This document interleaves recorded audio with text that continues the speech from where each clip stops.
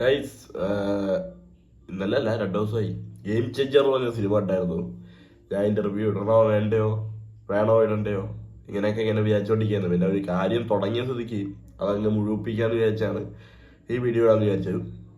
അപ്പോൾ പടം കണ്ടടേ, ഞാൻ എന്തോരം പടങ്ങൾക്കാണ് ഇങ്ങനെ ഒന്ന് റാൻഡ് ചെയ്യണത്. എനിക്ക് തന്നെ നാണക്കേടാണ്.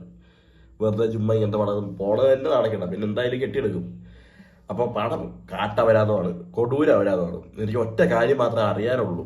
ഇത് നമ്മുടെ കാർത്തിക് സുബരാജാണ് എഴുതിയത് എന്നാണ് ബുക്ക് മൈ ഷോയിൽ കൊടുത്തിരിക്കുന്നത്. Story by Karthik Subbaraj. പിന്നെ അല്ലാതെ എഴുതിയത് ഫർഹാദ് സാംജി എന്ന് പറഞ്ഞ 2 ബച്ചാന്മാരും. ഡയലോഗ് എഴുതിയത് സായി മാധവ് ബൂറ എന്ന് പറഞ്ഞ ആളുമാണ്. അപ്പോൾ കാർത്തിക് സുബരാജ് വേറെ വല്ല കാർത്തിക് സുബരാജ് ഉണ്ടോ എന്ന് ഞാൻ നോക്കി. ഇല്ല, ഞാൻ കൂടെ ഒറ്റ കാർത്തിക് സുബരാജേ ഉള്ളൂ.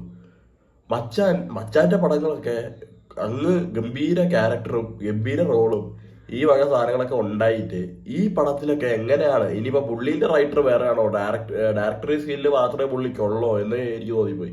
അതൊരു ശങ്കറിനിട്ട് വേല വെച്ചാണോ ഒന്നും മനസ്സിലായില്ല. ഞാൻ ടെറബോ ഇട്ടപ്പോ മിഥുൻ മേനോനെണ്ണ എന്തിനെണ്ണ കാണിച്ചേക്കണത് ഞാൻ ചോദിച്ചല്ലോ, അതേപോലെ തന്നെയാണ് ഇവിടെ എനിക്ക് തോന്നിയത്. അതിൽ കൂടുതലായിട്ട് ഒന്നും പറയാനില്ലടായി.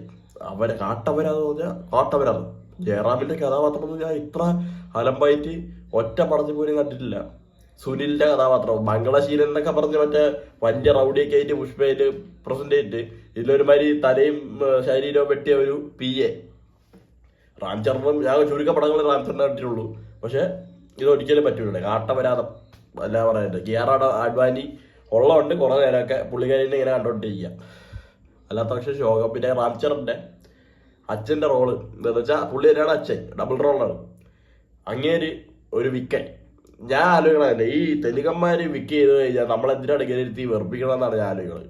നിങ്ങൾക്ക് വല്ല വിജയുടെ അടുത്തോ ജയസൂര്യയുടെ അടുത്തോ ഇവർക്കാണ് എവിടത്തൊക്കെ ഒരു ട്യൂഷനും കൂടെയാണ് വിക്ക് എങ്ങനെ ഇതാക്കാന്ന്. ആ റായപ്പൻ പറഞ്ഞ കഥാപാത്രമൊക്കെ വിക്ക് ഹാൻഡിൽ ചെയ്തിരിക്കുന്ന രീതിയുണ്ട്.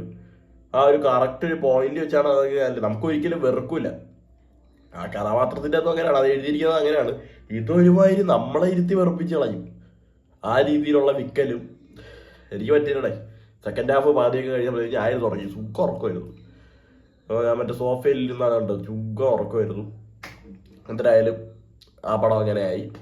ശങ്കർ എനിക്ക് അറിഞ്ഞൂടാ. ഇന്ത്യൻ 2ന്റെ അപ്പനായിട്ട് ഒരു പടം എനിക്ക് അങ്ങനെ കണ്ടാൽ തോന്നിയത്. ഇന്ത്യൻ 2 ഒക്കെ കണ്ടിരിക്കുക. ഇതൊക്കെ തുടക്കം തൊട്ടേ മലകൾട്ടാക്കി വെച്ചിരിക്കുകയാണ്. കുറെ പേരൊക്കെ എൻജോയ് ഉണ്ടാവും, കമ്പനിക്കാരൊക്കെ ഇവര് പോയാൽ അടിച്ചുപൊളിച്ച് എൻജോയ് ചെയ്യാനുണ്ടാവും. ഞാനും വേറൊരുത്തരെ പോയിട്ട് ചത്തിരിക്കുകയായിരുന്നു. ഇതൊക്കെ തന്നെ പ്രതീക്ഷിച്ചുള്ളൂ. പക്ഷെ ലോജിക്കൊന്നും നമ്മൾ നോക്കില്ല. ലോജിക്കൊക്കെ വീട്ടിൽ അലമാരയിൽ പൂട്ടി വെച്ചിട്ടാണ് ഞാൻ പോയിട്ടുള്ളത്. ബട്ട് പടം ഷഡ്ഡിയാണ് എന്ന് പറയാതിരിക്കാൻ പറ്റൂല. പിന്നെയും കുറച്ച് നന്നായിട്ട് ചെയ്തിട്ടുണ്ടെങ്കിൽ സമുദ്രകേട്ടിയുടെ റോള്. പിന്നെ വേറൊരു മച്ചാനുണ്ടല്ലേ, ഏതാണ് പുഷ്പേലല്ല വേറെ ഏതൊക്കെയോ തെലുങ്ക് പടത്തിലൊക്കെ ഉള്ള ഒരു മച്ചാനുണ്ട്, മേഘ ശ്രീകാന്ത്. പുള്ളി അഞ്ജലി എന്ന് പറഞ്ഞ ആക്ട്രസ്. പുള്ളിക്കാരി കുറച്ചൊക്കെ ഇതായിരുന്നു. എന്തായാലും കുറച്ചൊക്കെ കൊള്ളാം. പിന്നെ SJ സൂര്യ അടുത്ത വെർക്കിയിൽ അത് പറയാനില്ല. സ്ഥിരം സാധനം കാണിച്ച് ഇല്ലത്തെപ്പോഴത്തേക്കും ഒരു ലോ ലെവലിലാണ് പുള്ളി ചെയ്ത് വെച്ചിരിക്കുന്നത്. കവട്ടായിരുന്നു, പറയാതിരിക്കാൻ വയ്യ. ബൈ.